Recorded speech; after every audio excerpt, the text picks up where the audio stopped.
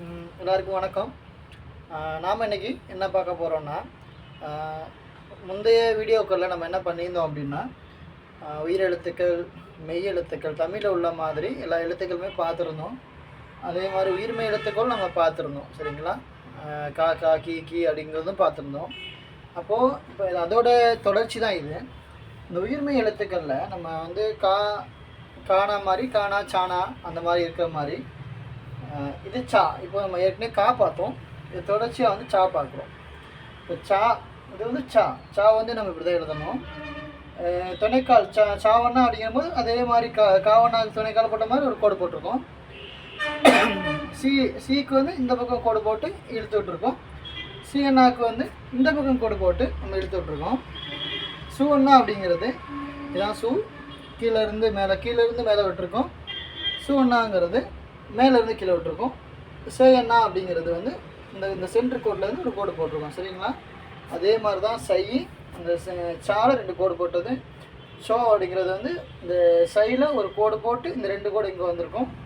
இது சன் அப்படிங்கிறது இந்த சா போட்டு மேலே புள்ளி வச்சுருக்கணும். சக அப்படிங்கிறது வந்து சா போட்டு 2 புள்ளி. இப்போ நான் ஏன் இங்கே பி, இங்கே லீ, இங்கே ஏ, ஹி, ஊ அப்படின்னா போட்டிருக்கேன்னா, இது வந்து பா. சரிங்களா? இந்த சா மாதிரி இது வந்து பா. பிஏ பா. பிங்கிறனால இந்த பக்கம் ஒரு கோடு போட்டு இழுத்து விட்டுருக்கோம். இதே வந்து பிஎன்னாவாக இருந்துச்சுன்னா, இந்த கோடை அங்கிட்டு இல்லாமல் இங்கிட்டு போட்டு நம்ம இப்படி சுழிச்சு விடணும். அதாவது இது வந்து பி. சரிங்களா? பிஎன்னா சரியா? இப்போ இது லீ. இப்போ லீன்னா இது லீன்னா அப்படிங்கிறதுனால இப்போ இந்த பக்கம் கோடு போட்டு எடுத்து விட்ருக்கோம். இதே வந்து இந்த லீ இல்லாமல் இது வந்து லேயாக இருந்துச்சு வச்சுங்களேன். இப்போ லேயாக இருந்ததுன்னா இப்போ இந்த இடத்துல ஒரு கோடு மட்டும் வரும். சரிங்களா? லேக்கு. சரிங்களா? இதே லோவாக இருந்துச்சுன்னா, இப்போ லோவாக இருந்துச்சுன்னா இந்த கோடு வந்து எக்ஸ்ட்ரா ஒரு கோடு போட்டு இந்த இடத்துல வரும். இதுதான் வந்து லோ. சரிங்களா? லா லீ லோ. சரிங்களா? அதே மாதிரி ஏ இந்த மாதிரி போட்டிருக்கோம். ஹீ வந்து இது வந்து சுழிச்சுட்ருக்கனால இந்த பக்கம் கோடு போட்டு போட்டிருக்கோம். ஊ வந்து சின்ன ஊனால கீழேருந்து மேலே போயிருக்கு. சரிங்களா? இப்போது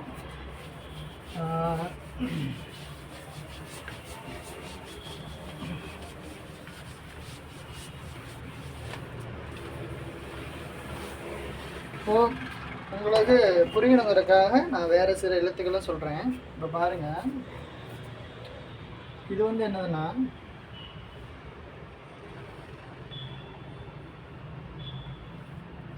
பா. சரிங்களா? பா என்ன பானா? BHA. இந்த பா ஹிந்தியில் இப்படி போட்டால் அது வந்து பான்னு அர்த்தம். அது வந்து இந்த 1 பீ இருக்கு இல்லைங்களா, அந்த PHA பாங்க அர்த்தம். சரிங்களா? இப்போ இந்த பாவை வந்து நம்ம வந்து இப்போ வந்து பாவண்ணாவை ஆக்கணுங்கிற போது இந்த பா இதுதான் பா. சரிங்களா? இந்த பாலை பாவண்ணாங்க இருக்கும்போது துணைக்கால் வரும்போது பாவண்ணா அப்படிங்கிறது ஒரே துணைக்கால் போட்டால் அது பாவண்ணாவாயிடும். அதே கோட்டில் நம்ம இந்த கோடு போட வேண்டாம். இந்த பாலையை இந்த பக்கம் ஒரு கோடு போட்டு இங்கேருந்து இந்த கோட்டுக்கு சுழிச்சு விட்டோம்னா இது வந்து பி. சரிங்களா? பி. இதே இந்த பியை இங்கே இல்லாமல் இந்த பக்கம் போட்டு சுழிச்சு விட்டோம்னா அது வந்து என்னது? பிஎன்னா. சரிங்களா? பிஎன்னா. இந்த இது பிஎன்னா. அதே மாதிரி இப்போ இது வந்து பா. சரிங்களா? இப்போ பூ இப்படி போடணும்னா, பூனா இந்த பூ போடணும்னு வச்சுங்களேன். இந்த பாவை இந்த பூ தானே. இப்போ கீழே பூன்னா கிடையாது, பூ அப்படிங்கிறதுனால இந்த பக்கம் பாருங்கள் இப்படி சுழிச்சு விடணும். அவ்வளோதான். இதுதான் பூ. சரிங்களா? இப்போ இதுலேயே வந்து பூ போட்டோம். இதில் வந்து போ. சரிங்களா? இது வந்து போன்ற இது வந்து போ. சரிங்களா? இப்போ போ அப்படிங்கிறபோது பாருங்கள், இது பா. போங்கிறபோது இங்கே ஒரு துணைக்கால் போடணும். துணைக்கால் போட்டு இங்கேருந்து ஒரு கோடு போடணும். சரிங்களா? இது வந்து போ. சரிங்களா? பேயா இருந்துச்சுன்னா இந்த கோடு இங்கே வரும். இதே வந்து இது வந்து பையா இருந்துச்சுன்னா, இந்த மாதிரி பையா இருந்துச்சுன்னா எப்படி வரும்னு யோசிங்க.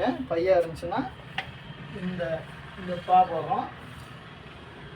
இந்த பாலை சென்டரில் இருந்து 2 கோடு போட்டோம்னா இது பை. சரிங்களா? இப்படி தான் ஒவ்வொரு, ஏன் வந்து நான் எல்லாத்துக்கும் சொல்லலை அப்படின்னா, ஒவ்வொரு எழுத்தும் இப்படி தான் வந்து மாறி மாறி வரும். இப்போ சிம்பிளாக வந்து ஒரு சடனாக முடிச்சிடுறேன். இப்போ லா. சரிங்களா? இப்போ லா பார்த்தோம்.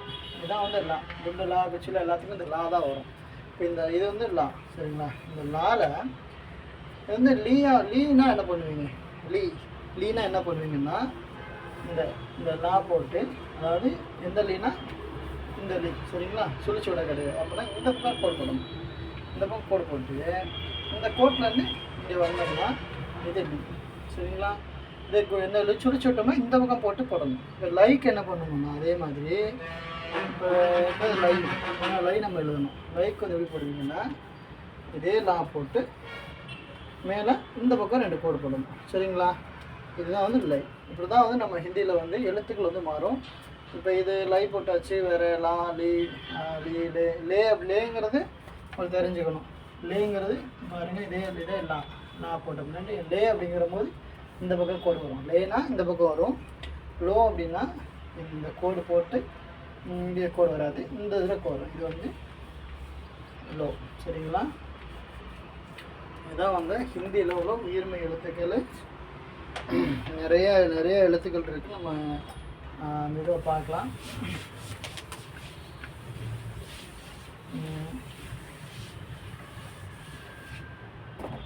இப்போ ஏன் நம்ம வந்து ஹிந்தியில் எழுத்துக்கள் கற்றுக்கிறணும் அப்படின்னு நான் சொல்கிறேன் அப்படின்னா, இப்போ என்னோடய பேர் வந்து ரகு. சரிங்களா? என் பேர் ரகு. அப்போ பாருங்கள், RAGU. சரிங்களா? தமிழ் எப்படி எழுதுவோம்?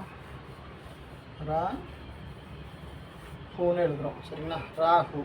இப்போ ஹிந்தியில் இந்த ரகுன்னு எழுதுறதுக்கு நம்ம என்னென்னு தெரியணும். இங்கே ரோட்டில் ஏதாவது எழுதிதான் ரீட் பண்ணுறது தெரியணும். இப்போ ரா ராக்கு இப்போ 2 ரா இருக்குது இல்லைங்களா? குண்டு ரா இருக்குது, குச்சி ரா இருக்குது, 2 ரா இருக்குது. இந்த 2 ராவில் ரகுக்கு என்ன ரா வருது? ரா, சின்ன ரா வருது. 2 ராக்குமே என்னதுன்னா இதுதான் ரா. சரிங்களா? இதுதான் ரா. அப்போ ரகுவுக்கு என்ன ரா போட்டாச்சு. இந்த ரா போட்டாச்சா? ரா போட்டாச்சு. அப்புறம் கூ வந்து என்னென்னா, இப்போ இது கூ, இது கா கி கூ. அப்போ என்ன இங்கே இங்கிலீஷில் என்ன இருக்குன்னா ஜி இருக்குது. சரிங்களா? இப்போ ஜி அப்படின்னா GHA கா இருக்குது. நமக்கு வந்து கால வந்து பாருங்கள், இது ஒரு கா, GA கா. சரிங்களா? GA கா. இதே மாதிரி இந்த மாதிரி ஜாயிண்டாக இருக்கும். இது வந்து GHA கா. இப்போ நமக்கு வந்து கூன்னு இருக்குது. சரிங்களா? இந்த கா வந்து கூவாக வரணும். சரிங்களா? அப்போ சின்ன கூ தான். அப்போ இந்த மாதிரி கூவுக்கு நம்ம சுழிச்சு விட்டால் போதும். இந்த கா நமக்கு கிடையாது. அப்போ ராகு அப்படின்னா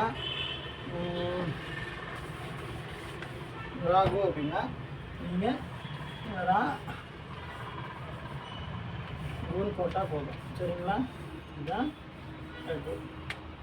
இதுதான் ஹிந்தியில் நம்ம ஏன் எழுத்துக்களை நம்ம தெரிஞ்சுக்கிறோம்னா, நம்ம ரீட் பண்ணோன்னா நமக்கு வந்து கொஞ்சம் கான்ஃபிடென்ஸ்னால் வந்து நம்ம கொஞ்சம் நமக்கு கிடைக்கும். சரிங்களா? இப்போ இன்னொன்று வந்து நான் உங்களுக்கு போடுறேன். இப்போ ராமநாதபுரம் அப்படின்னு போடணும். சரிங்களா? பாருங்க, RAMATHAPURAM ராமநாதபுரம்.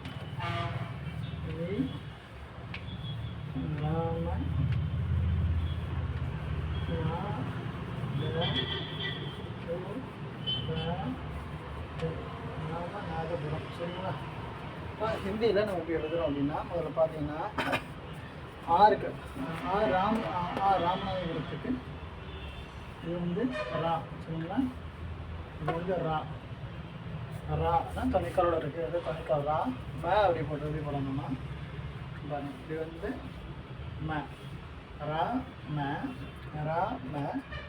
இங்கே